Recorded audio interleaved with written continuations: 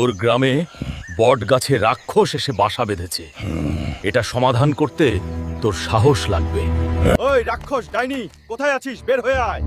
ওই কাশেম, তোকে আমি খুঁজছিলাম। তুই আমার গ্রাম ছেড়ে যাবে কিনা বল।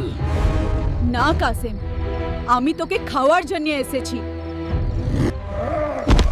প্লিজ বন্ধুরা, সাবস্ক্রাইব করে আমার শক্তি বাড়িয়ে দাও প্লিজ।